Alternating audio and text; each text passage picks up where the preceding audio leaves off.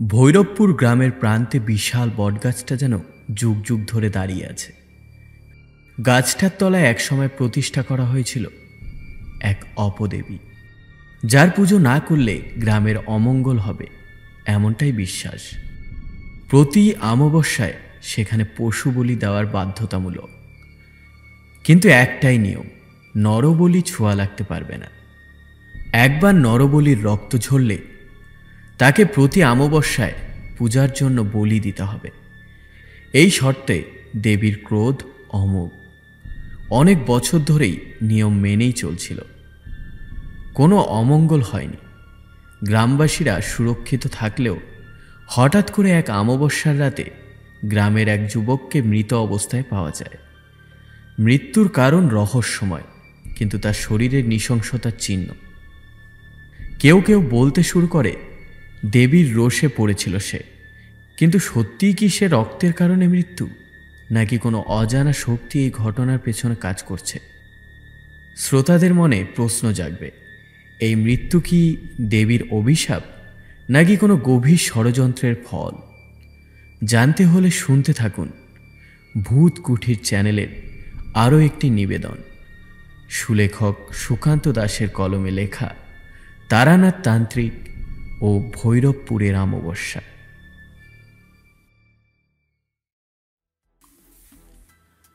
রহস্য ও রোমাঞ্চের ঠিকানা ভূত কুঠিরে সকলকে আরও একবার স্বাগতম জানাচ্ছি। আজকে শুনবেন সুলেখক সুকান্ত দাসের কলমে তারানাথ তান্ত্রিক ও ভৈরবপুরের অমাবস্যা।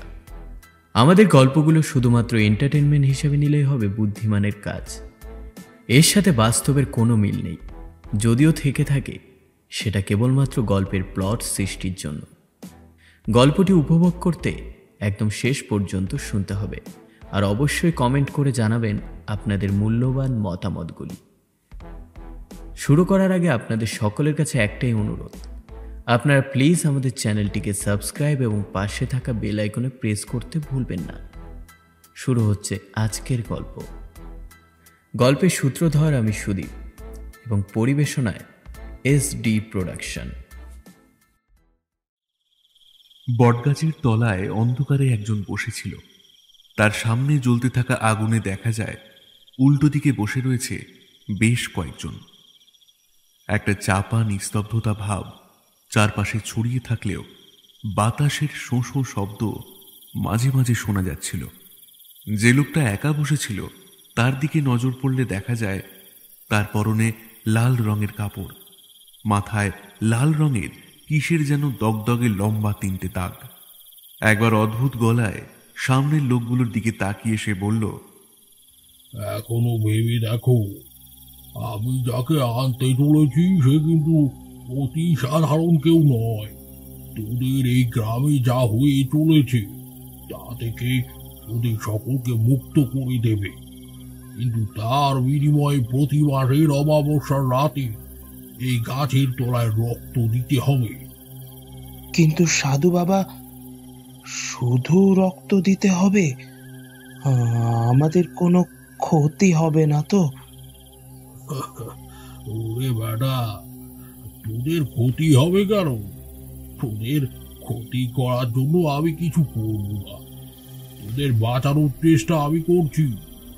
কোনো মানুষের রক্ত দিতে হবে না, শুধু যে কোনো প্রাণীর রক্ত দিলেই হবে। এই যেমন হাঁস, মুরগি, ছাগল, যা খুশি। কিন্তু সাবধান, আবার একটা কথা ভালো করে মনে রাখবি। আগুনের শিখা সাধুর চোখে যেন এবার জল জল করে জ্বলে উঠল। সাধুর মুখে লম্বা দাড়ি বুকের কাছ পর্যন্ত এসে নেমেছে। মাথায় চুলের জটা, তার চোখ লাল হয়ে গেছে। মুখে অজস্র বলি রেখা। এখানে ওখানে চামড়া ভেদ করে বাইরে বেরিয়ে আসার চেষ্টা করছে। সাধুর গলার স্বর কেমন ফ্যাঁস ফ্যাঁসে হয়ে গেল। চারপাশের অন্ধকারটুকু যেন প্রাণপণে সেই আলোটার উপর চেপে বসতে চাইছে।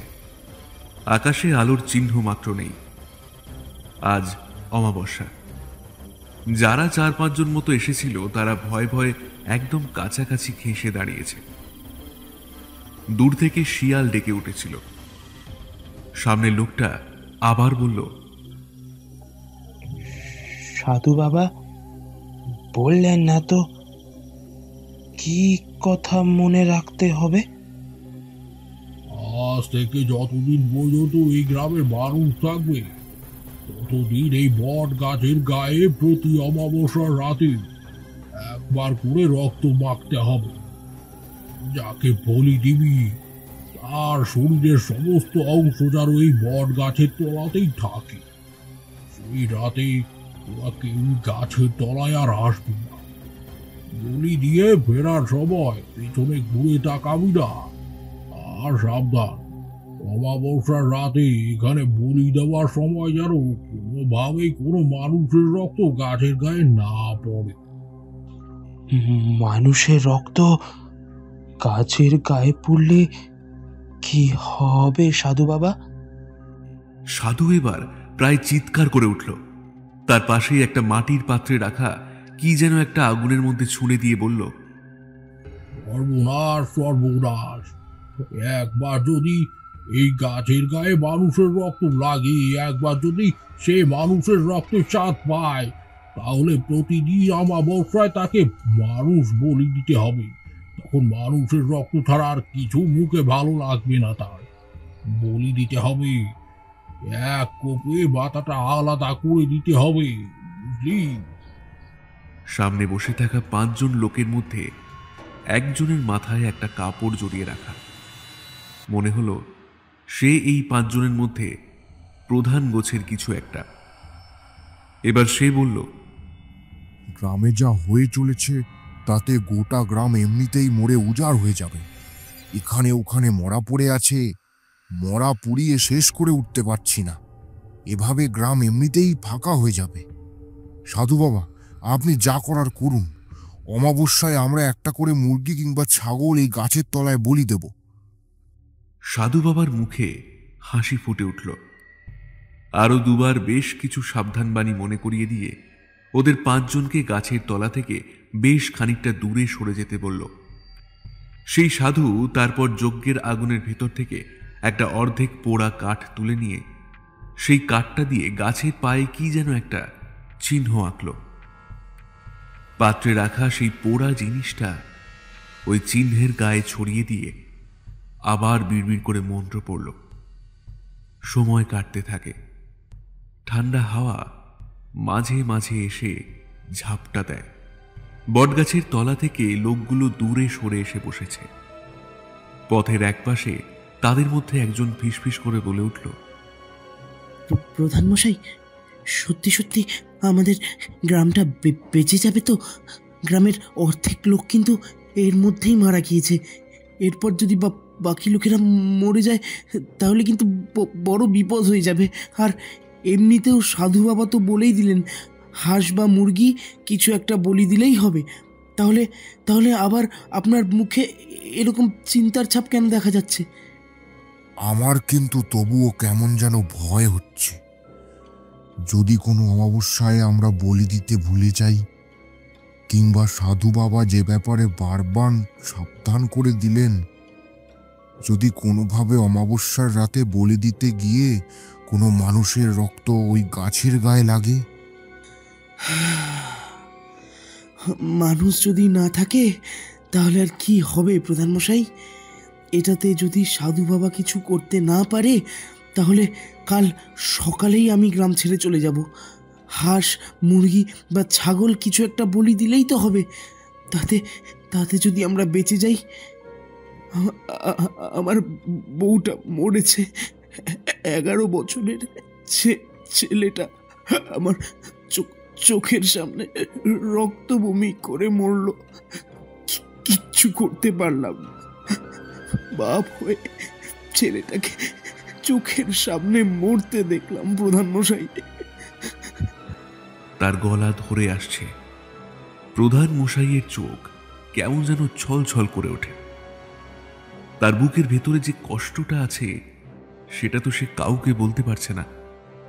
তার গোটা পরিবার এক রাত্রের মধ্যে মরেছে। গ্রামের প্রধান হয়েও সে কিছুই করতে পারছে না।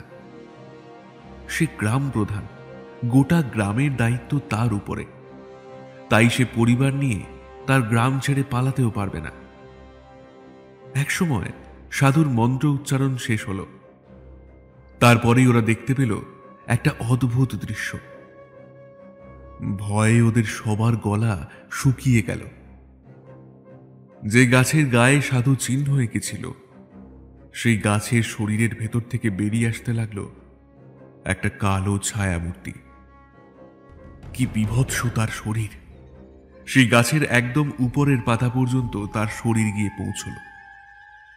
গাছের বাইরের দিকে এসে দাঁড়িয়ে সে সাধুর দিকে তাকিয়ে গম্ভীর গলায় বলল, কেন ডেকেছিস আমায়? এই গোটা গ্রামকে তুমি রক্ষা করো, একমাত্র তুমি ওদের রক্ষা করতে পারো। এই গ্রামে যে বিষের বীজ ছড়িয়ে পড়েছে তাকে তুমি নির্মূল করে দাও। তার বিনিময়ে এই গ্রামের মানুষ প্রতি অমাবস্যার রাতে তোমায় একটা করে প্রাণের রক্ত দেবে। সেই ছায়ামূর্তি কিছুক্ষণ চুপ করে কি যেন ভাবল, তারপর বলল, প্রতি মাসে একটা করে জীবনের বলি দিয়ে আমার পুজো করতে হবে। রক্ত দিতে হবে ওই গাছের গোড়ার কাছে। তারপর শরীরটা এখানেই ফেলে রেখে যেতে হবে।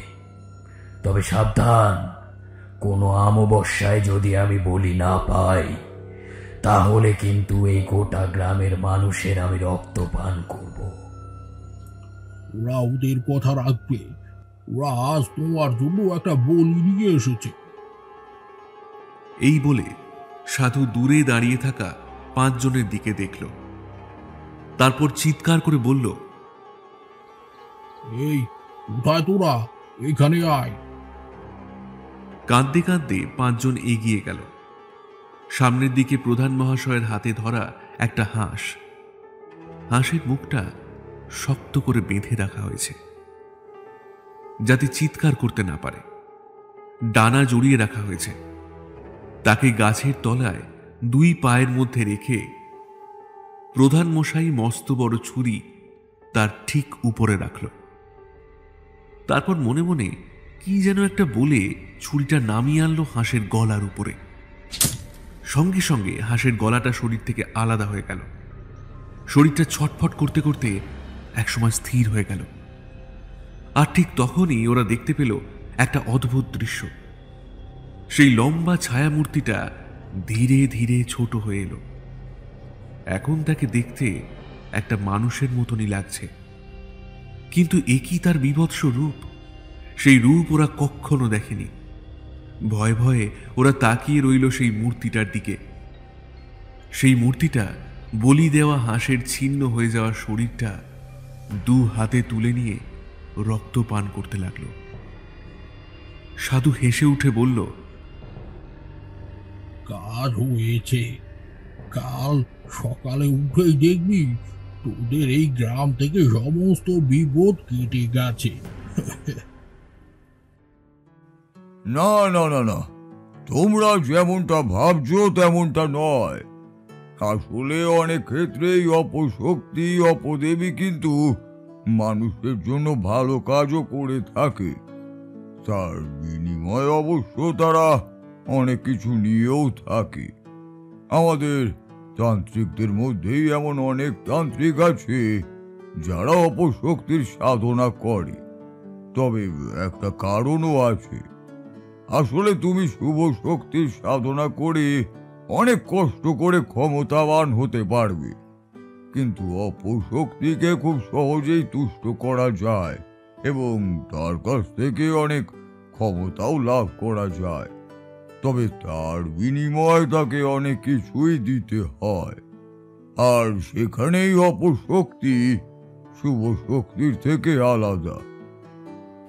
খুব একটা খারাপ বলে তো আমার মনে হয় না, কারণ এত বছর ধরে আমাদের নিজেদের বাড়িতেই একজন আছে। আবার সে প্রতিদিন তার ঘরে ছড়িয়ে থাকা অন্তত 10 থেকে 12টা ঠাকুর দেবতার ছবিতে পুজো করে, ধূপধুনো দেয়, প্রসাদ চড়ায়, অথচ তার কাজের কোনো উন্নতি হলো না। যে কোনো অপদেবীর পুজো করে তাকে সন্তুষ্ট করে দিতে পারলেই তো হলো। এই আপনি খুঁজে খুঁজে শুধু মধুসুন্দরী দেবীকে সন্তুষ্ট করেছিলেন। কিশোরী কথা বলতে বলতেই মাঝে মাঝে এমন কিছু বলে ফেলে যেটা তারানাথের মোটেও ভালো লাগে না। মধুসুন্দরী দেবীর সঙ্গে অপদেবীর তুলনা করায় তারানাথ সামান্য মনক্ষুণ্ণ হয়ে বলল, মধুসুন্দরী দেবীর সঙ্গে তুমি সাধারণ এক অপদেবীর তুলনা করতে পারো না হে কিশোরী। মধুসুন্দরী দেবী আমাকে যা প্রতিদানে দিয়েছেন সেসব তোমরা বুঝবে না। তবে হ্যাঁ, যে কথা তোমাদের বলছিলাম, এই অপশক্তি কোনো কারণে মাঝে মাঝেই কোনো তান্ত্রিক কিংবা মানুষের কাছাকাছি আসতে পারে। কিন্তু আপনি বলেছিলেন এরা অকারণে মানুষের কিংবা তান্ত্রিকের সাহায্য করে না, কিছুর বিনিময়ে সে কাজটা করে দেয়। সেই বিনিময়টা আসলে কি? এইবার তারানাথের মুখে হাসি ফুটে উঠল। হাসতে হাসতে সে কিশোরীর দিকে তাকিয়ে বলল, জীবন কিছু কিছু ক্ষেত্রে অতি তুচ্ছ। ধরো হাঁস, মুরগি কিংবা তার চেয়েও তুচ্ছ কোনো প্রাণীর জীবন থেকে শুরু করে তারপর ধীরে ধীরে সেই বাসনা এগিয়ে যায় মানুষের রক্ত পর্যন্ত। নেহাতি নিম্ন স্তরের এক প্রক্রিয়া। মানুষের জীবন কিংবা রক্তের বিনিময় সাধককে অপদেবী অনেক কিছুই দিয়ে থাকে, আর মানুষও সেই শক্তির লোভে অনেক কাজও করে থাকে। তান্ত্রিকরা মাঝে মাঝে নরবলিও দিয়ে থাকে। এই নরবলি মাঝে মাঝে অপশক্তির দেবীকে তুষ্ট করতেই দেওয়া হয়। আচ্ছা ঠাকুরমশাই, এইবার এইসব কথা থাক। আপনি কি বলবেন বলছিলেন? একবার এক গ্রামে গিয়ে এমন কোনো অপদেবীর ব্যাপারে আপনি অনেক কিছু জেনেছিলেন, সেই গ্রামে নাকি নরবলি পর্যন্ত হয়েছিল। সে এক বিভৎস ব্যাপার হয়েছিল। সেই গ্রামে আমি বড় অদ্ভুতভাবেই গিয়ে পৌঁছেছিলাম। তারপর সেই গ্রামে যা ঘটেছিল সে কথা আমি কখনোই ভুলবো না। সেই গ্রামের নাম ছিল ভৈরবপুর। ভৈরবপুরে যখন আমি গিয়েছি তখন ওই শীতের সময়, তাও আজ থেকে প্রায় অনেক বছর আগেরই কথা। ততদিনের মধ্যে মধুসুন্দরী দেবীর সঙ্গে আমার দেখাও হয়ে গিয়েছে। ঘুরতে ঘুরতে একদিন গিয়ে পড়লাম ভৈরবপুরের আগের গ্রাম মলয়দহ বলে একটা জায়গায়। সেখানে এক গৃহস্থের বাড়িতেই আশ্রয় নিলাম। সেদিন বিকেলের দিকে সেখান থেকে বেরিয়ে একটা নদীর ঘাটের দিকে হেঁটে যাব, এমন সময় সেই গৃহস্থ আমায় বলল, ঠাকুর মশাই বেরোচ্ছেন?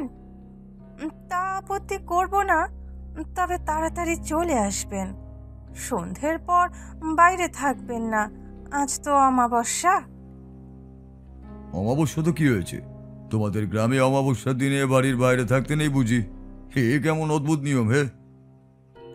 সে কথা নয় ঠাকুর মশাই, আমাদের এখানে এমন কোনো নিয়ম নেই যে অমাবস্যার রাতে আপনি ঘরের বাইরে যেতে পারবেন না। আসলে পাশের গ্রাম ভৈরবপুর, অমাবস্যার রাতে গ্রামের শেষের এক বট গাছের তলায় বলি হয়। প্রতি মাসেই একবার করে অমাবস্যার দিনেই সেই বলি হয়। কখনো মুরগি, কখনো হাঁস, আবার কখনো বা ছাগল। কিন্তু আগের মাসে কি যেন একটা হয়েছে, একটা মানুষের শরীর ওখানে পড়েছিল। তার মাথাটা কেউ কেটে ফেলেছে, যেন যেন হাঁস মুরগির বলির মতনই কেউ একজন নরবলি দিয়েছে। ওই আর কি, বুঝতেই তো পারছেন, অমাবস্যার রাতে গ্রামের লোকেরা বাইরে বেরোয় না, ওই জন্যই। তাই আপনাকে বললাম। আসলে যে ঘটনাটা ঘটেছিল সেটা ঘটেছিল 2 মাস আগে। সে ভুল করে আমায় 1 মাস বলেছিল। তার আগের মাসেও অমাবস্যার রাতে ভৈরবপুর এমনকি আশেপাশের গ্রামের কেউই বাইরে বেরোয়নি, আর তাতেই একটা অদ্ভুত ঘটনাও ঘটে গেছে। আমি তার কথা শুনে অবাক হয়ে বললাম, সে কি নরবলি? গ্রামের মাঝে এরকম নরবলি হয়েছে এমন কথা তো আমি আগে শুনিনি। আমিও তো একজন সাধক, এখানে ওখানে ঘুরে অনেক তন্ত্রক্রিয়া দেখতে হয় কিংবা করতেও হয়, আমি দু একবার দেখেছি, তবে সে কথা বলবো না, কিন্তু আসলে আমার ঠিক ভালো লাগেনি, আর সেই স্থানে আমি থাকিও না। কিন্তু গ্রামের মধ্যে এমন একটা ব্যাপার ঘটে গেল, অথচ কেউ কিছুই জানতে পারলো না। পাশের গ্রামে ওই অমাবস্যার রাতে বলি দেওয়ার ব্যাপারটা অনেক বছর ধরেই চলে আসছে। তা নিয়ে কিন্তু একটা পুরনো গল্পও আছে। ওই গ্রামের লোকেরা যা ভালোভাবেই বলতে পারবে আপনাকে। তবে আপনি বাইরে বেরোচ্ছেন ঠিক আছে, কিন্তু সন্ধ্যের মধ্যেই কিন্তু ফিরে আসবেন। এমন একটা কথা শুনে তো আর ঘরে বসে থাকা যায় না। আমার তো আর এ ঘর নয়, আমি শুধু আশ্রয় নিয়েছি। তখন ওই সবে বিকেল বেলা, সন্ধে হতে অনেক বাকি। সেখান থেকে বেরিয়ে গ্রামের একজনকে পথের কথা জিজ্ঞাসা করে নিয়ে ভৈরবপুরে গিয়ে পৌঁছলাম। বিকেলের একটু পরেই সন্ধ্যা নামতে শুরু। 4-5টা এর মধ্যেই ফাঁকা হয়ে এসেছে। একটা গৃহস্থের বাড়ি গিয়ে দেখি দাওয়ার কাছে একজন পুরুষ আর একজন মহিলা বসে যেন নিজেদের মধ্যেই কথা বলছে। আমায় দেখতে পেয়ে তারা একটু অবাকই হলো।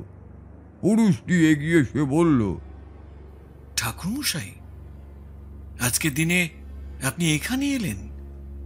এমন দিনে না এলেই পারতেন।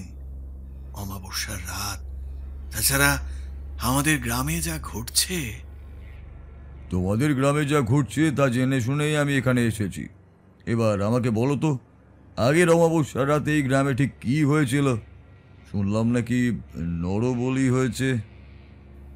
আগের অমাবস্যা নয় ঠাকুরমশাই, তার আগের অমাবস্যায় ব্যাপারটা হয়েছে। কেন হয়েছে, কি করে হয়েছে, তার কোনো কিছুই সত্যি বলতে আমি জানি না। আর আগের অমাবস্যায় কোনো এক কারণে ওই বট গাছের গায়ে রক্ত দেওয়া হয়নি, আর তার ফলেই মনে হয় ওই অপদেবী রুষ্ট হয়েছে। তার কথা শুনে আমি একটু অবাকই হলাম। এরপর সে আমায় জানালো যে সেই গ্রামের মোড়ল, আর সে একটা আশ্চর্য গল্পও আমায় শোনালো। একটা না এতটা কথা বলে তারানাথ এবার চুপ করল। সামনে রাখা পাসিং শোয়ের প্যাকেট থেকে একটা সিগারেট বার করে তাতে অগ্নিসংযোগ করে আবার বলতে লাগলো, সেই গ্রামে এক তান্ত্রিক এসেছিল আজ থেকে অনেক বছর আগে। এই মোড়লের বাবা ছিল আগের গ্রামে প্রধান। সেই গ্রাম প্রধানের সময় এই গ্রামে একবার এক রোগ দেখা গিয়েছিল। গ্রামের প্রায় অর্ধেক লোক মরে পচে এখানে ওখানে পড়েছিল। গ্রামের লোকেদের বাঁচাবার জন্যই সেই তান্ত্রিক পুজো করে এক অপদেবীকে আহ্বান করে। কিন্তু তান্ত্রিক বারবার সাবধান করে দিয়েছিলেন যে প্রতি অমাবস্যার রাতে গাছের তলায় যে কোনো প্রাণী বলি দিতে হবে, কোনোবারই যেন তার অন্যথা না হয়। আর শুধু তাই নয়, কোনোবার যেন কোনো কারণে ওই গাছের গায়ে অমাবস্যার রাতে বলির সময় মানুষের রক্ত না লাগে, তাহলে কিন্তু সর্বনাশ হবে।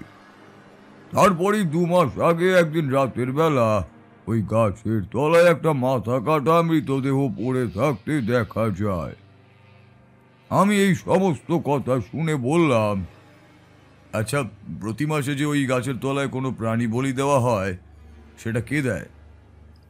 প্রথমে বাবাই দিত, তবে বাবার পরে আমি ঠিক করেছিলাম যে গ্রামে যে কটা বাড়ি আছে প্রত্যেক বাড়ি থেকে একজনকে বেছে নেওয়া হবে। যাদের বলি দেওয়ার সামর্থ্য আছে তারা একটা করে প্রাণী নিজেদের বাড়িতে কিনে রাখবে, যেমন হাঁস, মুরগি, ছাগল, এই সমস্ত। প্রতি বছরে এতজনের মধ্যে একজনকে যে কোনো এক মাসে কিছু একটা বলি দিতেই হবে। এভাবেই চলতে থাকে। যে রাতে ওইখানে কাটা মাথা সহ নরবলির মৃতদেহটা পড়েছিল, সেই রাতে কিন্তু নরহরির পালা ছিল। তার পাশে পড়েছিল মস্ত সেই খাঁড়াটা, যে খাঁড়াটা দিয়ে ওই গাছের তলায় বলি দেওয়া হয়। খাঁড়া আর আলাদা করে সবাইকে নিয়ে আসতে হতো না, তাই ওই গাছের পেছন দিকেই ওই খাঁড়াটা রাখা থাকতো সব সময়। একটা কথা আমায় ভেবে বলো তো, ওই আবার নরহরির মৃতদেহ যেখানে পড়েছিল সেখানে কি কোনো হাঁস মুরগি কিংবা অন্য কিছু ছিল? আর তার বাড়ির লোকেরাই বা কি বলছে? সে আরো এক আশ্চর্য কাণ্ড ঠাকুর মশাই। তার বাড়ির লোকেরা বলছে সেদিন রাতে নরহরি হাঁস নিয়ে বেরিয়েছিল, তারপরে আর ফিরে আসেনি। পরদিন সকালে এই অবস্থা দেখে তো তার পরিবারের কেউ আর এই গ্রামেই থাকতে রাজি হয়নি। পাশের গ্রামে তাদের এক আত্মীয় আছে, ওখানেই ওরা চলে গেছে। কিন্তু আজ অমাবস্যা, আজ রাতে যে কি হবে? আজ রাতে যতদূর মনে পড়ছে মাধবের বলি দেওয়ার কথা। আর দেরি করা যাবে না, আমাদের এক্ষুনি মাধবের বাড়িতে যেতে হবে। মাধবের সঙ্গে একবার সাক্ষাৎ করা খুবই প্রয়োজন, না হলে বড় একটা বিপদ ঘটে যেতে পারে তার। নরহরি যেভাবে মারা গিয়েছে সেভাবে মাধবও হয়তো মারা যেতে পারে। আমার মনে হয় গাছে যে অপদেবীকে অনেক বছর আগে এক সাধু বন্দি করেছিল, তার জন্য এই সমস্ত কিছু হচ্ছে। মোড়ল আমার কথায় সম্মতি জানালো। সে তখনই আমার সঙ্গে মাধবের বাড়িতে গিয়ে পৌঁছলো। মাধব ততক্ষণে একটা মুরগি সঙ্গে করে নিয়ে তার হাত পা সমস্ত কিছু বেঁধে তৈরি করে রেখেছে। বাইরে থেকেই শুনতে পেলাম মাধবের বউ বলছে, তোমার কি দরকার বলো তো ওখানে যাওয়ার? দেখতে পেলে না আগেরবার অমাবস্যায় নরহরির কি অবস্থা হলো? যদি তোমার কোনো ক্ষতি হয়ে যায়? আরে আমার কোনো ক্ষতি হবে না, আমি হলাম মাধব সামন্ত। নরহরি নিশ্চয়ই কিছু একটা করেছিল, তার জন্যই ওসব হয়েছে। তাছাড়া বলা যায় না, গ্রামের কেউ এমন কাজ করে থাকতে পারে। কোনো এক ফাঁকে নরহরিকে ওই গাছের তলায় বলি দিয়ে তার দোষ চাপিয়েছে অপদেবীর উপর। আরে নরহরির ওই ধানের গলায় ব্যবসা বেড়ে ওঠার পর থেকে তো শত্রু কম ছিল না। না মাধব, এই কাজ কোনো মানুষের নয়, এই কাজ ওই অপদেবীর।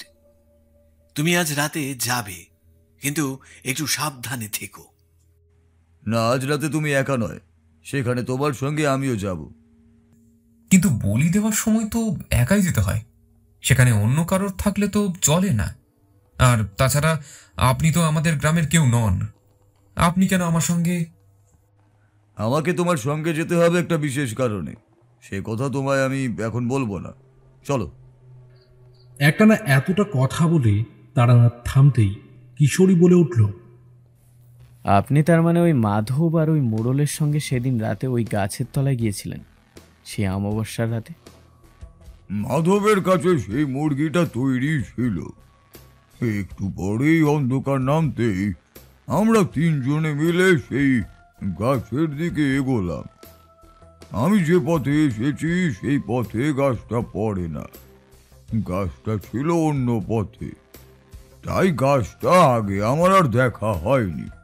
সেই প্রথমবারই আমি গাছটাকে দেখতে পেলাম। বেশ ঝোপালো মতন একটা বট গাছ, আশেপাশের ডাল আর পাতা বেশ খানিকটা ছড়িয়েই রয়েছে। বট গাছের ঝুড়ি নেমে এসেছে গাছের নিচ পর্যন্ত। অন্ধকার রাস্তা, তার মধ্যেও দূর থেকে বট গাছটাকে দেখিয়ে দিয়েছিল মোড়ল। তার হাতে একটা হ্যারিকেন ছিল, মাধবের হাতেও একটা হ্যারিকেন। মাধবকে একবার বললাম, মাধব, গাছের তলায় তোমার আলো নিয়ে যেতে নিশ্চয়ই বারণ আছে? না ঠাকুর মশাই, গাছের তলায় তো আমরা আলো নিয়ে যাই, না নিয়ে গেলে সমস্ত কিছু দেখব কি করে? সে কথা বলিনি। যখন তুমি রক্তই গাছের গায়ে লাগাবে তখন তো সেই হ্যারিকেন জ্বালানো মোটেই চলবে না, তাই না? ঠিক বলেছেন ঠাকুর মশাই, হ্যারিকেন জ্বলবে না। বলি দেওয়ার সঙ্গে সঙ্গে হ্যারিকেন নিভিয়ে ফেলতে হবে। তারপরে অন্ধকারের মধ্যেই এই রক্ত তুলে মাখাতে হবে গাছের গায়ে। তারপর ওই শরীর ওখানে রেখে ফিরে আসতে হবে। আমি আর মোড়ল সরে গেলাম। রাস্তার উল্টো দিকে একটা ফাঁকা মতো জায়গায় গিয়ে দাঁড়ালাম। আমাদের হাতে একটা হ্যারিকেন। মাধব এগিয়ে গেল সামনের দিকে। এখানে একটা কথা তোমাদেরকে বলে রাখা ভালো।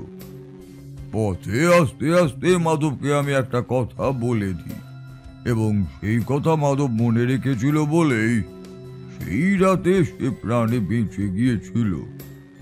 দূর থেকে দাঁড়িয়ে হলেও হ্যারিকেনের আলোটার জন্যই মাধবকে আমরা দেখতে পেলাম।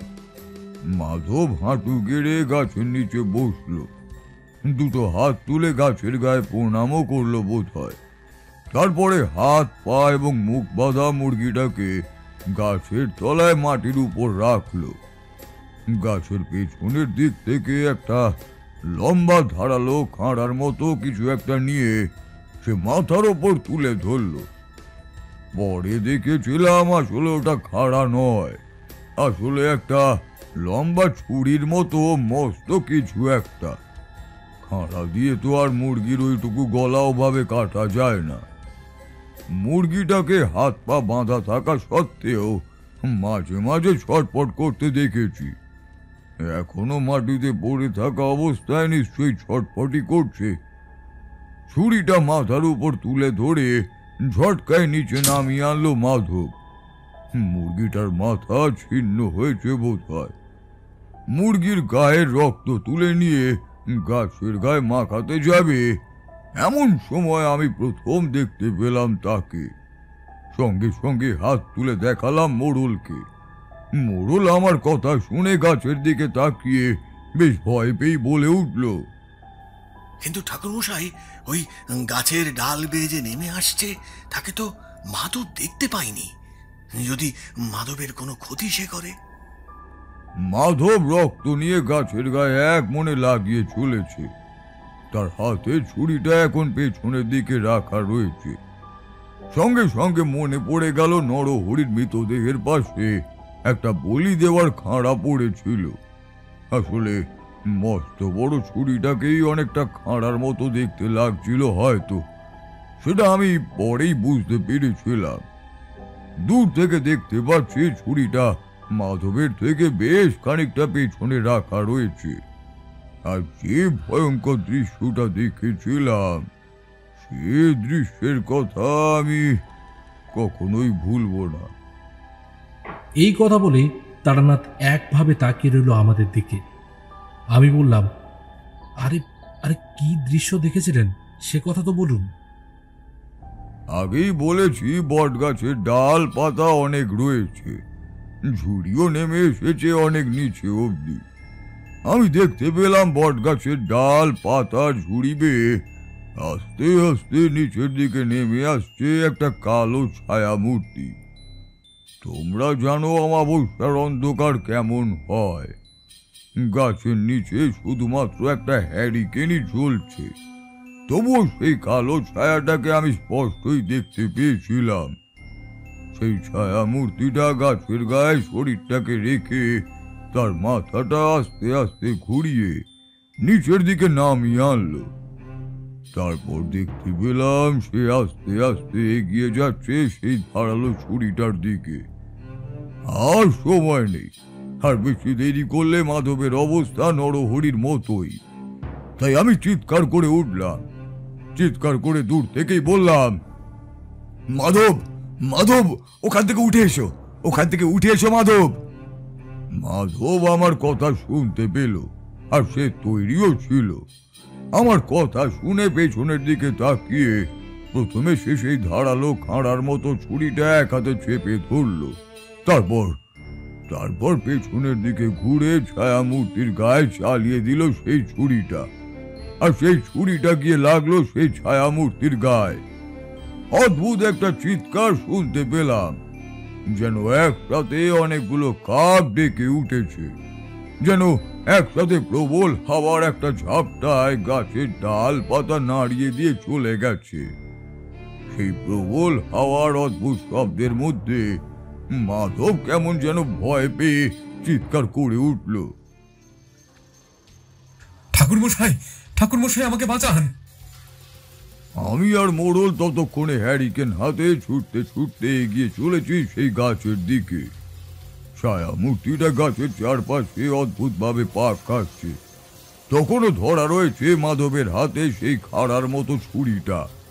মাধব এক হাতে সেটা চেপে ধরে চিৎকার করে উঠছে, মাধব, মাধব, ওখান থেকে বেরিয়ে এসো, একদম দেরি করো না, তাড়াতাড়ি বেরিয়ে এসো ওখান থেকে। আমার কথায় মাধব ছিটকে বেরিয়ে এলো সেখান থেকে। আসার সময় খাড়ার মতো ছুরিটাও হাতে করে নিয়ে বেরিয়ে এসেছিল। আমরা তিনজনেই অবাক হয়ে তাকিয়ে দেখলাম সেই গাছটা অদ্ভুতভাবে কাঁপছে। আশেপাশে এমন হাওয়া নেই যে ঝড়ে গাছ যেমন কাঁপে সেইভাবে ওই বট গাছটা কাঁপবে বলে। আর তার সঙ্গে সঙ্গে ভেসে আসছে অদ্ভুত একটা গর্জন। তারপরই একটা অদ্ভুত গলায় কেউ বলে উঠল, এত বড় ক্ষমতা তোর, আমাকে মারিস, আমার গায়ে আঘাত করিস, এই গোটা গ্রাম শ্মশান করে দেব, কাউকে ছাড়বো না। কাল রাত থেকে তোদের এই গ্রামে শুরু হবে মৃত্যুর খেলা।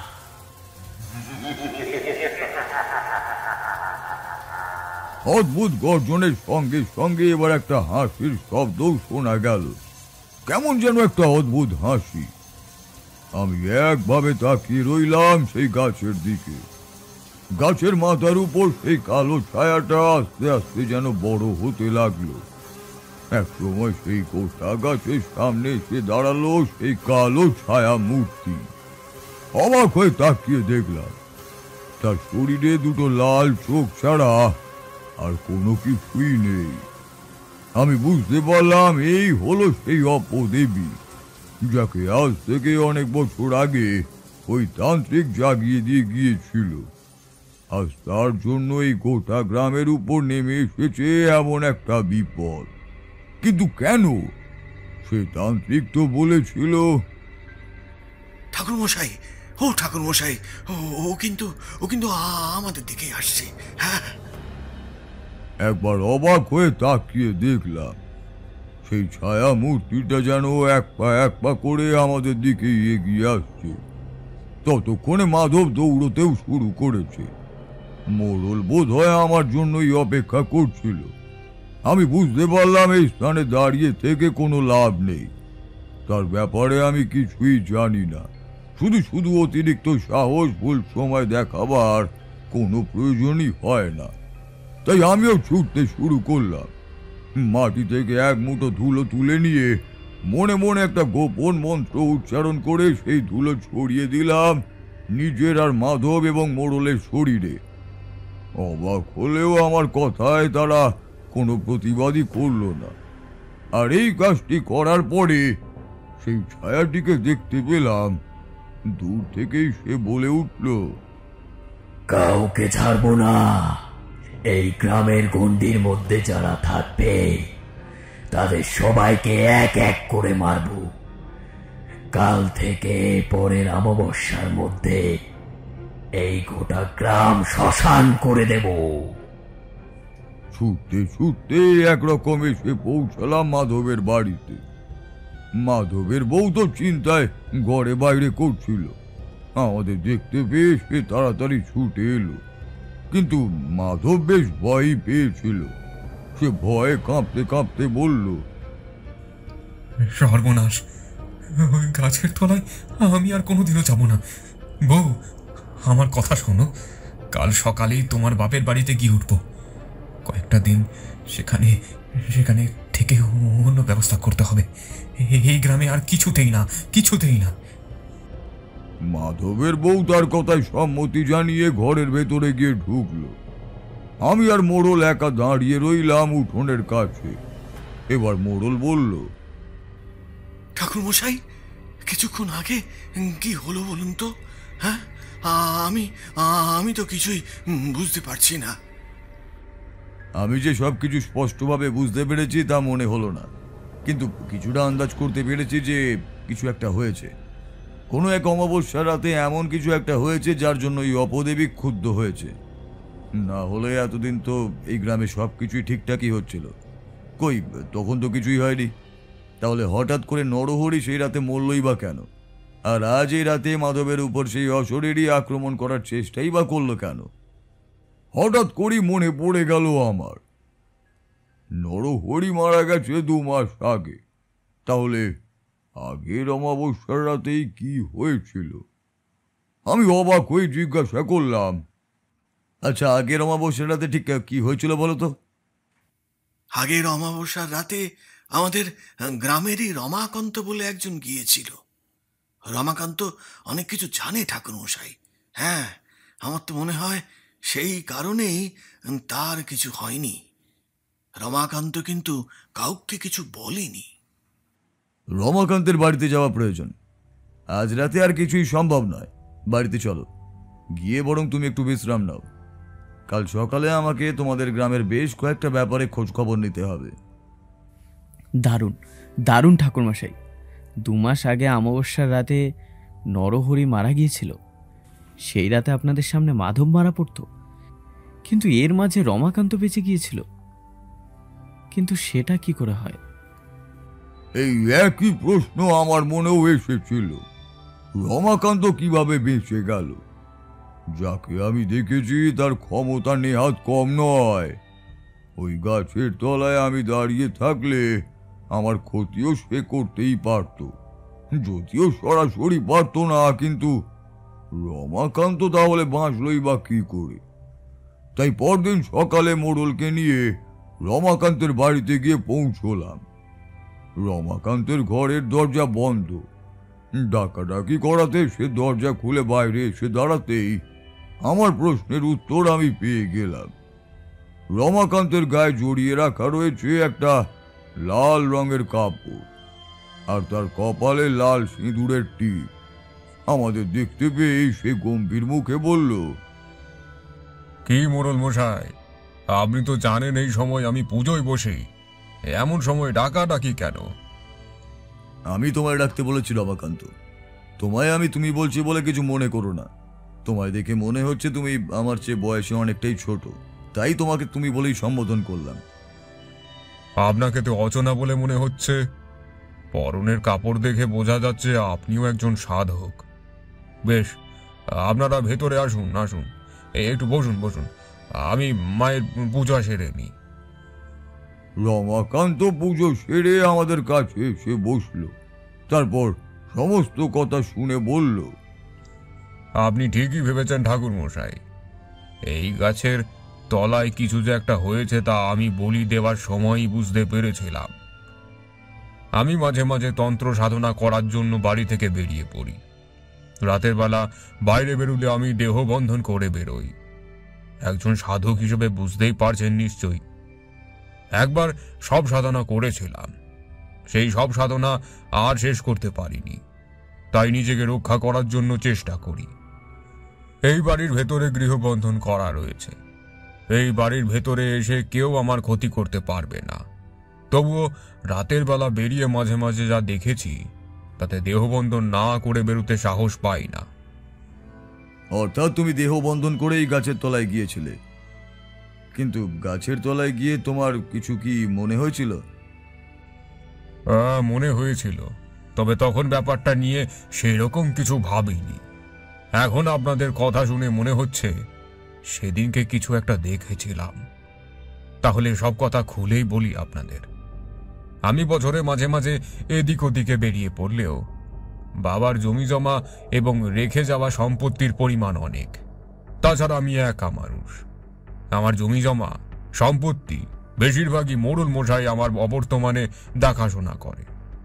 তাই যখন গ্রামে একজনকে প্রাণী বলি দেওয়ার কথা বলা হলো, তখন আমি নিজেই রাজি হলাম।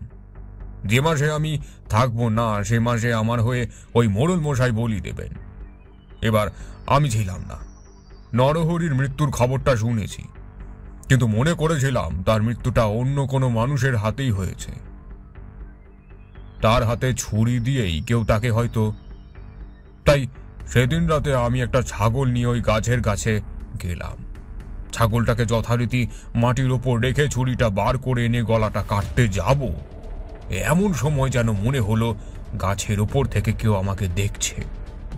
বিশ্বাস করবেন না ঠাকুর মশাই, একবার একটু ভয় যে হয়নি তা নয়। একই অমাবস্যা, তার উপর চারপাশটা তো ঘুটঘুটে অন্ধকার। একটা হেরিকেন নিয়ে গিয়েছিলাম। হেরিকেনটা একপাশে জ্বলছে, আর সেই আলোতেই গাছের উপরের দিকে তাকাতে মুহূর্তের জন্য মনে হলো যেন ডাল পাতার ফাঁক থেকে দুটো চোখ এতক্ষণ ধরে আমাকে দেখে চলেছিল। সঙ্গে সঙ্গে সেই দেহটার কথা মনে পড়ল। দুটো চোখ বিস্ফারিত, গলাটা ধর থেকে কাটা, রক্তে চারপাশটা ভরে যাচ্ছে। তাহলে কি কেউ আমার পেছনে? এই কথাটা ভেবে তাড়াতাড়ি ছাগলটা বলি দিয়ে যেই মাথাটা নিচু করে প্রণাম করতে যাব, হঠাৎ মনে হলো আমার পেছনে কেউ যেন এসে দাঁড়িয়েছে। সঙ্গে সঙ্গে আমি গায়ত্রী মন্ত্র জপ করতে শুরু করলাম। চারপাশটা কেমন যেন ভারী হয়ে এসেছিল, যেন মনে হচ্ছিল চারপাশ থেকে কেউ যেন আমায় জড়িয়ে ধরতে চাইছে। সঙ্গে সঙ্গে চারপাশটা ফাঁকা হতে লাগলো। তারপরে আর কিছুই বুঝতে পারলাম না। ছুরিটা নিজের জায়গায় রেখে রক্তটা গাছের গায়ে মাখিয়ে দিয়ে মাথাটা আর শরীরটা গাছের দিকে ঠেলে দিয়ে ওখান থেকে চলে এলাম। বেশ খানিকটা হেঁটে এসেছি। কি মনে হতে পেছনের দিকে ঘুরে তাকালাম। বিশ্বাস করবেন না ঠাকুর মশাই, ওই পথে বলি দিয়ে তারপর পেছনের দিকে ঘুরে তাকাবার নিয়ম নাই। আমি কিন্তু গাছের দিকে ঘুরে তাকাইনি। আমি তাকিয়েছিলাম আমার পেছনের দিকের পথে। আপনি গাছের কাছে গিয়ে থাকলে বুঝতে পারবেন, গাছের কাছ থেকে গ্রামের পথ খানিকটা বেঁকে ওপরে উঠে এসেছে। পিছনে তাকাবার ফলে মনে হলো গ্রামের পথে কেউ যেন আমার পিছু পিছু আসছে। আমার দেহ বন্ধন করাই ছিল। গায়ত্রী মন্ত্র জপ করেছিলাম। মনে মনে সেই গায়ত্রী মন্ত্র আবার জপ করতে করতে বাকি পথটা বাড়িতে ফিরে এলাম। কিন্তু রমাকান্ত, তুমি তুমি এসব কথা আমাদের কাউকে জানালে না কেন? জানালাম না কারণ তখন ভেবেছিলাম এমনিতেও কয়েকদিন পর গ্রাম ছেড়ে চলে যাব। ওই উত্তরের দিকে এক পাহাড়ে যাওয়ার উপক্রম করেছি। এক সাধুর সাথে সমস্ত কথাবার্তাও হয়ে রয়েছে। তাই শুধু শুধু এসবের ব্যাপারে জড়িয়ে লাভ কি? তাছাড়া এমনিতেই নরহরির মৃত্যুতে গ্রামের লোকেরা ভয় পেয়েছে, আবার আমার কথা শুনলে ভয় পাবে। এই অপদেবীকে যখন একবার জাগানো হয়েছে তাকে তুষ্ট করতেই হবে। বলি যদি বন্ধ করে দেয় তাহলে তো উল্টোটা হবে। তার মানে তুমি কিছু একটা দেখেছিলে? আচ্ছা, আমায় একটা কথা বলো তো, যে অপদেবী ওই বট গাছে রয়েছে তার ব্যাপারে তুমি কি কোনো কিছু জানতে পেরেছো? মানে এতদিন ধরে তো তুমি এখানেই রয়েছো, আর তুমি তো নিজেও সাধনা করছো। অনেক খোঁজ খবর নিয়েছি, অনেক সাধুর সঙ্গে কথাবার্তা বলে একটা কথা জানতে পেরেছি। ওই অপদেবী আসলে কোনো অপদেবী নয়, এক নিম্ন স্তরের অপদেবী, প্রেত গোত্রীয়। তবে ওই প্রেতের একটা অদ্ভুত ক্ষমতা আছে। যে কোনো গ্রামে কোনো বিপদ হলে সেই চৌহদ্দির মধ্যে ওইদিকে কোনো পুরনো গাছের স্থাপন করলে সে ওই গ্রামের বিপদ কাটিয়ে দিতে পারে। তারপরে এত বছর হয়ে গেল, আমাদের পাশের গ্রাম বন্যার জলে ডুবেছে, খরায় ফসল মাঠে শুকিয়ে গেছে।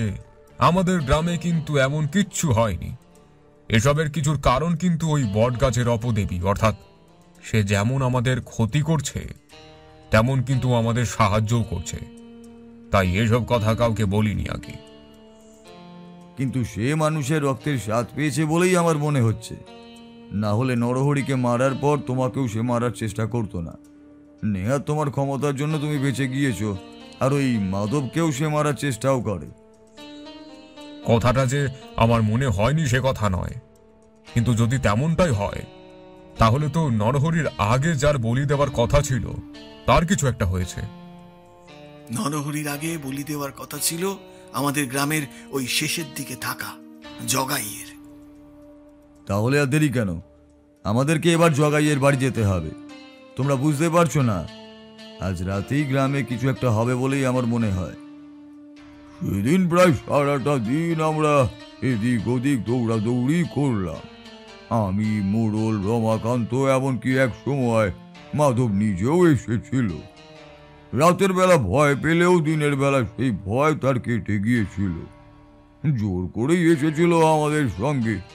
শেষে দেখা গেল গ্রামের আরো কয়েকজন জড়ো হয়েছে আমাদের সঙ্গে। জগাইয়ের কাছ থেকে জানা গেল সে কিছুই করেনি, সে মুরগি বলি দিয়ে তারপর চলে এসেছে।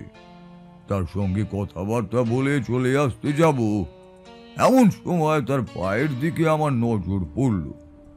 তার পায়ের দিকে হাঁটু থেকে খানিকটা নিচে একটা সামান্য কাটা দাগ। জায়গাটা কেমন যেন শুকিয়ে গেলেও একটা দাগ মতো রয়ে গেছে। অনেক সময় দাঁড়ালো কিছু কিংবা মস্ত বড় খাঁড়া যদি পা ছুঁয়ে যায় তাহলে যেমন দাগ হয় ঠিক তেমনই দাগ। আচ্ছা জগাই, তোমার পাটায় ওই দাগটা হলো কি করে? আমার পায়ে?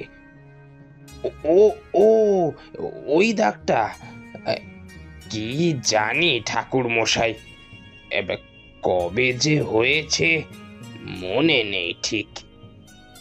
একটু ভেবে বলো তো, যে রাতে তুমি ওই গাছের তলায় বলি দিতে গিয়েছিলে তার আগে হয়েছে না তার পরে? প্রায় 4 মাস আগের কথা। তবুও জগাই কি যেন একটা ভাবলো। একটু পরেই তার বউ এসে এতগুলো লোককে সামনে দেখে মাথায় ঘোমটা দিল। জগাইয়ের কানের কাছে মুখ এনে কিছু বলতেই জগাই সামান্য হেসে বলল, হ্যাঁ মনে পড়েছে ঠাকুর মশাই, ওই যে বলি দিতে গেলাম সেদিন, তারপর একদিন আগেই কাজ করতে করতে চাষের জমিতে কোদাল একটু খোঁচা লেগেছিল, আর তাতেই গল গল করে রক্ত বেরিয়েছিল। তারপর তো ওষুধ লাগিয়ে পায়ে কাপড় জড়িয়ে রেখেছিলাম। হ্যাঁ মনে পড়েছে, ওই তো যেদিন বলি দিতে যাব সেদিন সন্ধ্যাবেলায় ঘটেছিল ঘটনাটা। আমায় আর কিছুই বলতে হলো না। তার আগেই রমাকান্ত এগিয়ে গেল জগাইয়ের দিকে। রমাকান্তের চেহারা বেশ ভারী, তার শরীর যেমন লম্বা তেমনই চওড়া। তার মাথার চুল লম্বা হয়ে পিঠের কাছে এসে পড়েছে, আর খালি গা, পরনে রক্তাম্বর, গলার উপর জড়িয়ে ফেলে রাখা একটা লাল রঙের কাপড়। এগিয়ে গিয়ে জগাইয়ের জামার কাজটা চেপে ধরে ভারী গলায় সে বলে উঠল, কি করেছিস সেটা তুই হতভাগা? তোর মনে নেই? তোর মনে নেই ওই গাছে বলি দেওয়ার সবচেয়ে প্রধান নিয়ম কি ছিল? কোনোভাবেই যেন ওই গাছের গায়ে মানুষের রক্ত না লাগে। নিশ্চয়ই নিশ্চয়ই তুই কোনোভাবে রক্ত ওই গাছের গায়ে লাগিয়ে ফেলেছিস। কই, না তো, গাছের গায়ে তো আমি আমার রক্ত লাগাইনি। তারপর কি যেন ভাবলো মন দিয়ে, তারপর একটু চেষ্টা করে আনমনেই বলতে লাগলো, বলি যখন দিতে যাই তখন এতটা হেঁটে যাওয়ার জন্য পায়ে বেশ কষ্ট হয়েছিল। কাপড় বাঁধা থাকলেও ফোঁটা ফোঁটা রক্ত বেরিয়ে আসছিল। বলি দেওয়ার পরে মুরগির মাথা শরীরটা যখন নিয়ে যাই তখন তো কিছুই হয়নি। পরে দেখি কাপড় বাঁধা জায়গাটা থেকে রক্ত বেরিয়ে এসে। জগাই বিস্ফারিত চোখে আমাদের দিকে তাকালো। ততক্ষণে আমার, রমাকান্ত, মাধব আর মোড়ল কারোরই কোনো কিছু বুঝতে আর বাকি রইল না। জগাই দুহাত জড়ো করলো, আমায় আমায় বাঁচান ঠাকুর মশাই, আমি আমি ইচ্ছে করে কোনো কিছু করিনি। ওই ওই ওই ওই পায়ের বাঁধনের কাছ থেকে রক্ত গড়িয়ে গিয়ে লেগেছিল ওই ওই মুরগি কাটা রক্তের সাথে। আমি না বুঝতে পেরে। তার মানে আপনি আপনি ঠিক ভেবেছিলেন ঠাকুর মশাই। হ্যাঁ, এই জগাইয়ের সময়ই ওই অপদেবী রক্তের স্বাদ পেয়েছিল। তাহলে তাহলে এখন কি করা যায়? যেভাবেই হোক তাকে আবার শান্ত করতে হবে। রক্তের স্বাদ পেয়ে সে জেগে উঠেছে, রক্ত দিয়েই তাকে শান্ত করতে হবে। রমাকান্ত, তোমার কি মনে হয়? রমাকান্ত রুষ্ট দৃষ্টিতে তাকিয়েছিল জগাইয়ের দিকে। তার চোখে যেন আগুন জ্বলছে। মনে হচ্ছিল এক্ষুনি রমাকান্ত ছুটে গিয়ে জগাইয়ের গলাটা চেপে ধরে তার এই রোগা পাতলা শরীরটাকে ছুঁড়ে ফেলে দেবে উঠোনের উপরে। আমি একটু বিরক্ত হয়েই বললাম, রমাকান্ত, এখন রাগ করার সময় নেই। আজ রাতে কিছু একটা হবে। বিকেলে হয়ে এসেছে, যা করার আমাদের সন্ধ্যের মধ্যেই করতে হবে।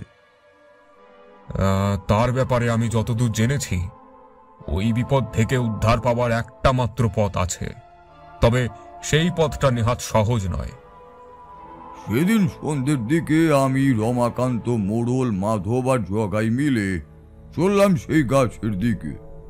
জগাই কিন্তু তখনও বেশ ভয়ই পেয়েছিল। রমাকান্ত কি করতে হবে তাকে বেশ ভালো করেই বুঝিয়ে দিয়েছিল। তারপরেও জগাই ভয় মাঝে মাঝে কেঁপে উঠে বলছিল, সব কিছু ঠিকঠাক হবে তো? যদি আমার কোনো বিপদ হয়, যদি যদি ওই প্রেতটি আমায় নিয়ে যায়? হ্যাঁ, কিচ্ছু হবে না, সব ঠিক হয়ে যাবে। আজ রাতেই তুই সব ঠিক করতে পারিস। না হলে একবার যদি সে গ্রামের মানুষকে মারতে শুরু করে, তাহলে কিন্তু সে থামবে না। কিন্তু রমাকান্ত? রমাকান্ত হাত তুলে তাকে থামিয়ে দিল। সন্ধ্যের অন্ধকার নেমে এসেছে। আমাদের 5 জনের মধ্যে 3টে হ্যারিকেন রয়েছে। রমাকান্ত সবাইকে নিয়ে এগিয়ে গেল সেই গাছের দিকে। গাছের তলায় বসিয়ে সমস্ত কথা জগাইকে বুঝিয়ে দিয়ে রমাকান্ত সেই গাছের তলা থেকে আগের দিনের মতন যেখানে দাঁড়িয়েছিলাম আমরা, ঠিক সেখানে সে আজ পাশাপাশি 4 জন গাছের তলায় মাটির উপরে উবু হয়ে বসলাম। এখান থেকে সবকিছুই বেশ ভালোভাবেই দেখা যাচ্ছে। এতক্ষণ পরে মাধব এবার বলল, কিন্তু ঠাকুরমশাই, কাল যখন আমি এসেছিলাম তখন তো সে আমায় মারতে চেয়েছিল, আর যদি জগাইকে সে মারতে চায়? চিন্তা করো না, রমাকান্ত নিশ্চয়ই কিছু একটা ভেবেই এইসব করছে। রক্ত দিয়েই রক্তের স্বাদ মেটাতে হবে। যে রক্ত পেয়ে সে জেগে উঠেছে, সেই রক্তেই তাকে শান্ত করতে হবে। জগাই আবার আজ তার হাত কেটে রক্ত বের করে গাছের গায়ে দিলেই সেই অপদেবী শান্ত হয়ে যাবে। তখন আর আমাদের গ্রামের কোনো বিপদ থাকবে না। সমস্ত কাজটুকু ভালোই ভালোই হয়ে গেলে হয়। যা বিপদ শুরু হয়েছিল গ্রামে, সবকিছু ঠিক হয়ে থাক। কিশোরী বলে উঠল, সবকিছু ঠিক হয়ে গিয়েছিল? তারানাথ সামান্য হাসল, তারপর আকাশের দিকে বেশ কিছুক্ষণ তাকিয়ে দেখে বলল, রাতের লিখন লিখেছেন ওই ওপরে বসে থাকা কেউ একজন। সবকিছু যদি এত সহজেই আমরা বুঝে উঠতে পারতাম, তাহলে তো আর জীবনের কোনো আনন্দই আর থাকতো না। জীবন অনিশ্চিত বলেই তো জীবনের প্রতি আমাদের এত ভয়, এত আনন্দ আর এত দুঃখ, বুঝলে হে? সেদিন রাতে যদি আমি এক মুহূর্তের জন্য জানতাম এর পরে কি হতে চলেছে, তাহলে হয়তো সমস্ত কিছু অন্যরকমই হতো। তবে বিধাতা হয়তো সেরকম চাননি। তিনি যেমনটা চেয়েছেন সবটা তেমনই হয়েছিল। আমরা অপেক্ষা করেই চলেছি। সন্ধ্যের পরে আস্তে আস্তে রাত নামলো। জগাই সেই গাছের তলাতেই চুপ করে বসে রয়েছে। দূর থেকে হলেও তাকে অল্প অল্প আলোয় দেখা যাচ্ছে। তার কাছে একটা হ্যারিকেন রয়েছে, বাকি হ্যারিকেন দুটো আমাদের কাছে। হ্যারিকেনের আলোয় আগের রাতের মতোই তাকে দেখতে পাচ্ছি। একটু পরেই চারপাশের বাতাস বইতে শুরু করলো। হঠাৎ করে এত বাতাস যে কোথা থেকে এলো সেটা আমি নিজেও বুঝতে পারলাম না। তবে বাতাসের বেগ শুরু হবার সঙ্গে সঙ্গেই রমাকান্ত বলে উঠল, সে আসছে, এই তার আসার পূর্বাভাস। সকলের সচকিত হয়ে থেকো। আমরা বেশ সচেতন হয়েই রইলাম। গাছের তলায় জগাই ও বোধহয় হাওয়ার শব্দে কেমন জানি চমকে উঠে এদিক ওদিক তাকালো একবার। তারপর একটা ছোট ছুরির মতো কি যেন বার করে নিজের হাত কাটলো। তারপর সেই হাতে রক্ত এগিয়ে গিয়ে গাছের গায়ে মাখিয়ে দিল। আসলে এত দূর থেকে ব্যাপারটা ভালোভাবে দেখা না গেলেও কিছুটা অনুমান আর কিছুটা রমাকান্তের বলা কথা মিলিয়েই নিয়েছিলাম আমরা। আমার জগাই এসে বসলো সেই গাছের তলায়। আমরা রুদ্ধশ্বাসে অপেক্ষা করছি এরপর কি হবে তা দেখার জন্য। হাওয়ার বেগ ক্রমশ বেড়েই চলেছে। গাছের মাথা যেন একবার নড়ে উঠল। সবাই বেশ ভয় পেয়েছে। সে বারবার পেছনে ঘুরে তাকায়। রমাকান্তের হ্যারিকেনটা তার হাতেই ধরা রয়েছে।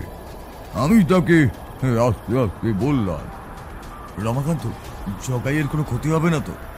আমার কিন্তু মনে হচ্ছে কাজটা ঠিক হলো না। আর কেন জানি না মনে হচ্ছে কোনো একটা বিপদ হতে চলেছে।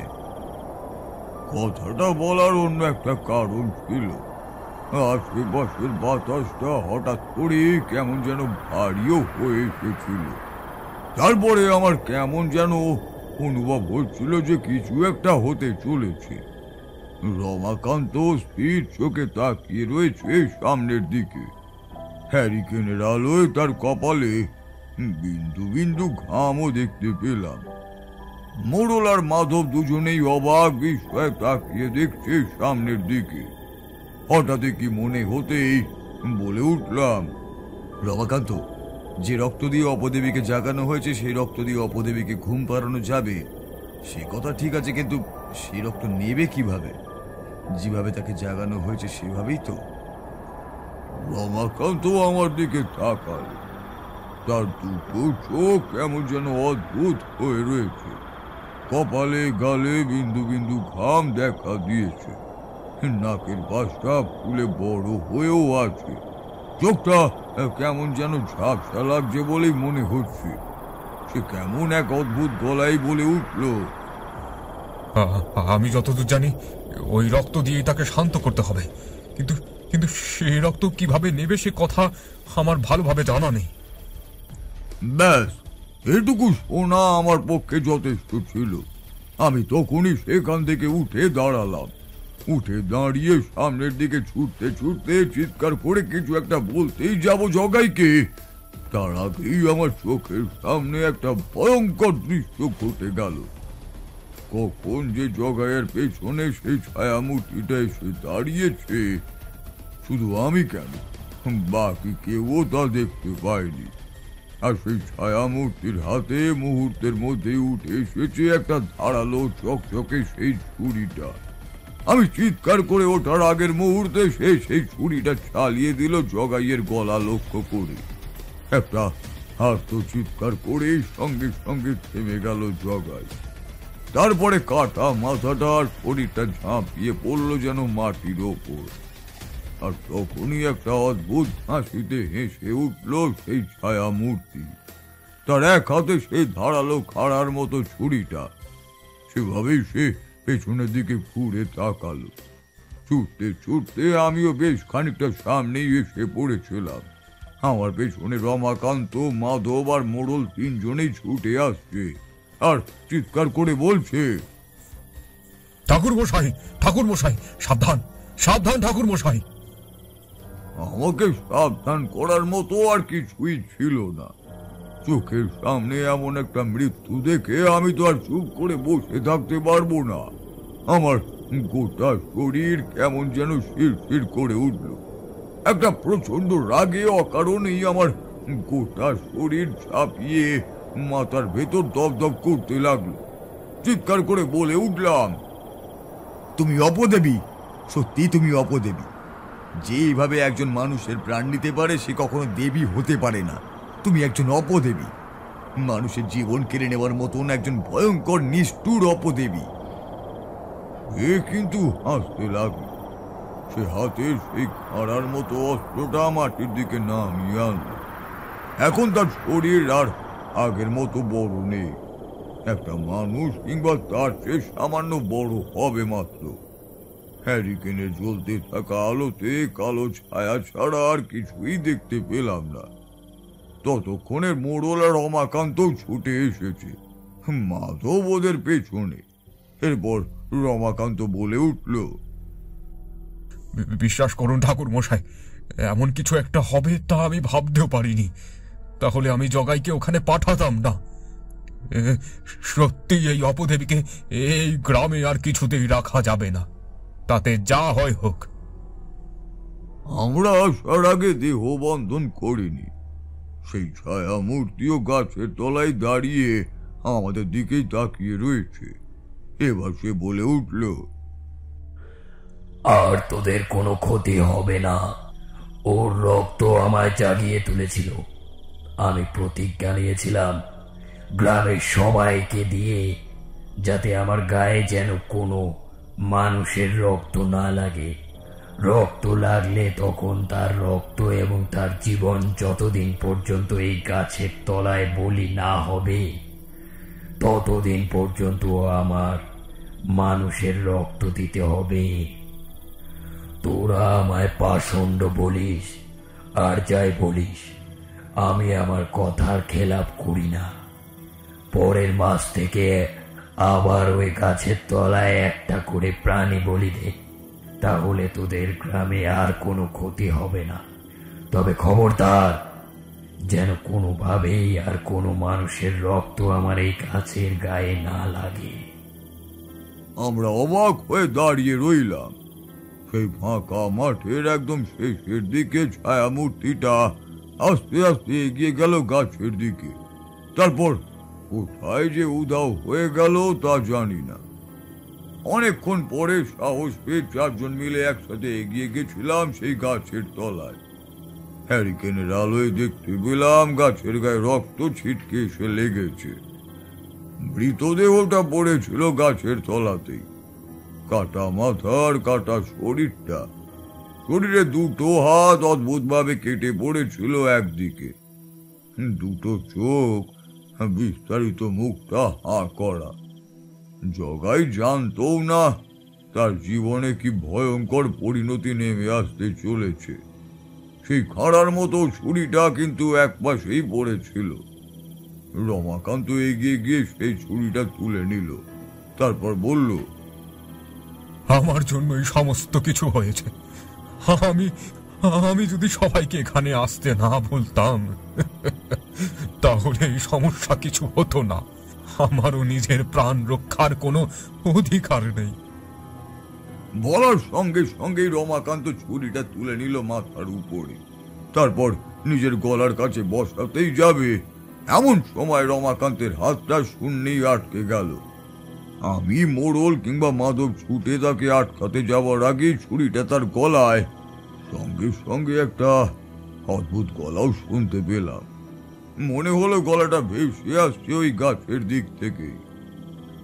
আমি এখানে থাকতে গাছের তলায় কাউকে আত্মহত্যা করতে দেব না।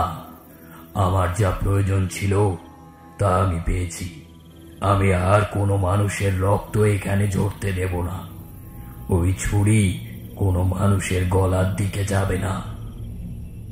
রমাকান্তের মুখটা যন্ত্রণায় বিকৃত হয়ে এলো, তার হাত থেকে আস্তে আস্তে ছুরিটা ছিটকে গেল। তারপর অবাক হয়ে দেখলাম ছায়া মূর্তিটা যেন হাওয়ায় ভাসতে ভাসতে গাছের পেছনের দিকে কোথায় যেন উধাও হয়ে গেল। রমাকান্ত হাঁটু মুড়ে মাটির উপরে বসে পড়ল, তার চোখে জল। রমাকান্ত, তুমি দুঃখ পেও না। তুমি যা করেছো তা গ্রামের ভালোর জন্যই করেছো। তুমি যদি জানতে ওই জগাই মারা যাবে, তাহলে কি তুমি আর এমন কাজ করতে বলো? হ্যাঁ, তুমি তো শুধু চেয়েছিলে ওই অপদেবীকে শান্ত করতে। আমি সেটাই চেয়েছিলাম। আমি এটাও জানতাম সে একবার শান্ত হয়ে গেলে আর কারোর কোনো ক্ষতি করবে না, কিন্তু রক্ত যে সে এভাবে নেবে সেটা আমি বুঝতে পারিনি। ঠাকুরমশাই, তাহলে আমাদের গ্রামে আর কোনো বিপদ হবে না তো? প্রতি মাসে আবার আগের মতোই একটা করে প্রাণের বলি দিলেই আমাদের সমস্ত সমস্যার সমাধান হয়ে যাবে? যা কিছু হয়েছে আমার চোখের সামনেই হয়েছে, তার বাইরে আমি বেশি কিছুই জানি না। এখন বোধহয় এই অপদেবীর কথা আমিও বুঝতে পেরেছি। এই অপদেবী এক নিম্ন স্তরের অপদেবী গোত্রীয়, তবে তার ক্ষমতা বেশ। রমাকান্ত সত্যি কথাই বলেছে, এই অপদেবীর নাম কপালী। এই যতদিন তোমাদের গ্রামে আছে, তোমাদের গ্রামে প্রাকৃতিক কোনো ক্ষতিই হবে না। অসুস্থতায় কেউই মারা যাবে না, তবে সাবধান, যে কথা সে বলে গেছে সে কথা মনে রেখো। প্রতি মাসে একটা করে প্রাণীর বলি দিও, তার বিনিময়ে সে তোমাদেরকে রক্ষা করবে। তারানাথ চুপ করে গেলে আমি বলে উঠলাম, তার মানে সেই অপদেবী ওই কাপালি না কি যেন নাম বললেন, সে ওই ভৈরবপুরে থেকে গেল। ওই বট গাছের কাছে প্রতি অমাবস্যায় সেই গাছের তলায় একটা করে প্রাণীর বলি দিতে হবে, তাহলেই সে আর কারো ক্ষতি করবে না। আমি এরপরে দুদিন সেই গ্রামেই ছিলাম। গ্রামের এদিক ওদিকে ঘুরে অনেক কিছুই দেখেছিলাম। গ্রামের এক প্রবীণ ব্যক্তির কাছ থেকে ওই অপদেবীকে জাগিয়ে তোলার কথাও শুনেছিলাম। সে অতিশয় বৃদ্ধ, তার শরীরও খুব একটা ভালো ছিল না। তার সঙ্গে দেখা করে অনেক কিছুই জানতে পারলাম। অনেক বছর আগে যখন এখনকার মোড়লের বাবা যখন সেই অপদেবীকে জাগিয়েছিল, সেই সাধু বারবার সমস্ত কথাই বলে দিয়েছিল এবং তার সঙ্গে আরো একটা কথা বলে দিয়েছিল, যদি অপদেবী একবার মানুষের রক্তে জেগে যায় তাহলে তার প্রাণ না নেওয়া পর্যন্ত কিছুতেই ওই অপদেবী শান্ত হবে না।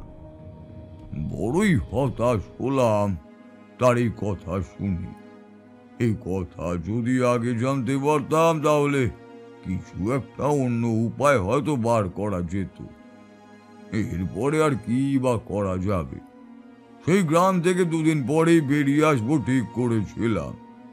একদিন সন্ধ্যাবেলা মোড়লের বাড়িতে বসে আমি আর মোড়ল কথা বলছি, এমন সময় সেখানে এসে পৌঁছালো রমাকান্ত। এই কথা ও কথার পর সে বলল, জগাইয়ের বউয়ের পাশের 2 গ্রাম দূরে তার বাপের বাড়িতে ফিরে গেছে। শুনেছি যেখানে তার দাদা আর দাদার বউ থাকে সেখানে সে থাকবে। এই গ্রামে সে আর কিছুতেই থাকবে না। আর কি করা যাবে রমাকান্ত? এই গ্রামে সে আর থাকবেই বা কি করে বলতো? যা হয়ে গিয়েছে তারপর তো আর এখানে থাকার কোনো সম্ভাবনাও নেই। আচ্ছা ঠাকুরমশাই, আপনি কি প্রথম দিন ওই গাছের তলায় গিয়ে সমস্ত কিছু বুঝতে পেরেছিলেন যে এই গাছের নিচে নিশ্চয়ই কারোর একটা রক্ত লেগেছে? মিথ্যে কথা আমি কখনো বলি না। প্রথম দিনই আমি আন্দাজ করেছিলাম, তবে বুঝতে পারিনি যে সত্যি সত্যি কারোর একটা রক্ত লেগে সেই অপদেবী জেগে উঠেছে। আসলে নরহরি যে মারা গেছে কোন মাসে সেটাই তো আমি ভালোভাবে জানতাম না। প্রথমে আমি তোমার কাছ থেকেই সমস্তটা শুনলাম, তারপর রমাকান্ত তোমার যে ওই কথা, তারপরে ওই জগাইয়ের কথা, তারপর যেন আস্তে আস্তে সমস্ত কিছুই বুঝতে পারলাম। শুধু আমি বুঝতে পারলাম না ঠাকুর মশাই, গোটা জীবন এই আফসোস থেকে যাবে যে আমার জন্য আমাদের এই গ্রামের একজন এভাবে মারা গেছে। রমাকান্ত দুঃখ করছিল, তাকে সান্ত্বনা দেওয়ার মতো ভাষাও আমার কাছে আর ছিল না। একটা মানুষের প্রাণ চলে গেছে, তবে রমাকান্ত কাজটা না জেনেই করেছে, তাই তাকে কিছু বলাও যায় না। সেই গ্রাম থেকে আমি চলে এসেছিলাম, তবে আসার আগে পাশের গ্রামে সেই গৃহস্থের বাড়িতেও একবার গিয়েছিলাম। সে তো আমাকে দেখে বেশ খুশি হলো, বলল, ঠাকুর মশাই, আপনি সেদিন সন্ধ্যাবেলা যে বেরোলেন তারপর কোথায় চলে গেলেন? আমি যে বড় চিন্তায় পড়ে গিয়েছিলাম। পাশের গ্রামে গিয়েছিলাম। পাশের গ্রামেই তো একটা নরবলি হয়ে গিয়েছিল, আর সেই গ্রামে আরো একটা নরবলি হয়েছে। সে কথা নিশ্চয়ই তুমি শুনেছ। কি যে বলেন, শুনিনি আবার। আমাদের গ্রামে এখন কিন্তু নিয়ম হয়ে গেছে ঠাকুর মশাই, অমাবস্যার রাতে ঘর থেকে বাইরে বেরোনো যাবে না। আর কোনো চিন্তা নেই, তোমাদের গ্রামের নিয়ম ভঙ্গ করতে পারো। এই কথা বলার পরে সেই গ্রামে আমি যাওয়া থেকে এখানে আসা পর্যন্ত কি কি হয়েছে সমস্ত কথাই তাকে খুলে বললাম। সে অবাক হয়ে আমার দিকে তাকালো, তারপর হঠাৎ করেই আমার পায়ে হাত দিয়ে প্রণাম করেই বলল, কি বলছেন ঠাকুর মশাই? আমি তো আপনাকে চিনতেই পারিনি। আপনি তো অনেক বড় মাপের সাধক। আপনি নিজে দেখেছেন ওই গাছের অপদেবী জগাইয়ের মাথা নিজের হাতে কেটে ফেলেছে? সমস্ত কিছুই ভালো ভালো মিটেছিল, তবে ওইটুকুই আফসোস থেকে গেল। যদি আগে জানতাম তাহলে জগাইকে ওভাবে মরতে দিতাম না, তাকে বাঁচিয়ে রাখার কোনো না কোনো একটা পথ নিশ্চয়ই খুঁজে বার করতাম। আচ্ছা, আজকে রাতটা তোমার এখানেই বিশ্রাম নেব, তারপর আমিও যাত্রা করব উত্তরের দিকে। তারানাথের গল্প যখন শেষ হয়ে যায় তখন সে ধ্যানমগ্ন ভাব কাটিয়ে নিজের দুটো হাত নিজের দুই হাঁটুর উপরে রাখে, তারপর আমাদের দিকে তাকিয়ে সামান্য হাসে। এতেই আমরা বুঝতে পারি তার গল্প শেষ হয়েছে। এখন সে এভাবেই সামান্য হেসে বলল, এবার বলো তো, এই যে এই ঘটনাটা শুনলে, ওই অপদেবীর সঙ্গে অনেক বছর আগে গ্রামের লোকেরা এমন একটা অদ্ভুত শর্তে রাজি হয়ে গ্রামের যে ক্ষতি করেছিল, সেই ক্ষতি কি তারা কোনোদিনও পূরণ করতে পারবে? হে, যে সময় এটা হয়েছিল সেই সময় তো গ্রাম অর্ধেক ফাঁকা হয়ে গিয়েছিল, আর কয়েকদিন থাকলে গোটা গ্রাম শ্মশান হয়ে যেত। তার চেয়ে তো গ্রামের লোকেরা বেঁচেই গিয়েছিল। তাছাড়া আপনি তো বলেছিলেন ওই অপশক্তি গ্রামে থাকলে গ্রামের প্রাকৃতিক কোনো ক্ষতি হতো না। এই কারণেই তোমাদের বলি, শুভ শক্তি আর অশুভ শক্তির মাঝে তফাৎ কিন্তু খুবই কম। আসলে সবই আমাদের ওপর, আমরা কাকে শুভ বলবো আর কাকে অশুভ বলবো। তবে শুভ শক্তি এতটা ভয়ঙ্কর আর নিষ্ঠুর কখনোই হতে পারে না। যাই হোক, এই তোমরা বেরিয়ে পড়ো, বুঝেছো? বৃষ্টিটাও কমে এসেছে।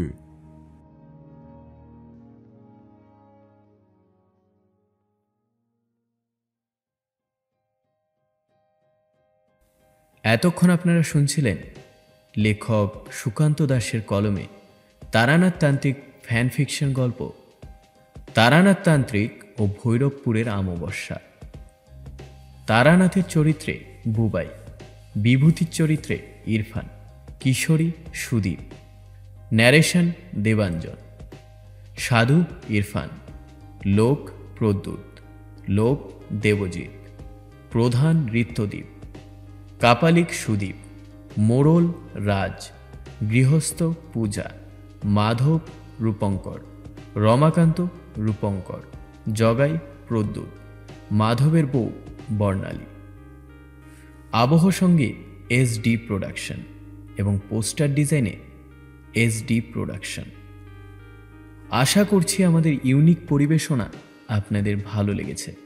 যদি ভালো লেগে থাকে তাহলে অবশ্যই লাইক, কমেন্ট এবং শেয়ার করতে ভুলবেন না। আর যারা নতুন গল্প শুনছেন, please do subscribe and press the bell icon. আজকের মতন ভূত কুঠিরের দরজা এখানেই বন্ধ হচ্ছে। দেখা হচ্ছে পরবর্তী গল্পে। ততক্ষণ আপনারা সবাই ভালো থাকবেন এবং সুস্থ থাকবেন। ধন্যবাদ।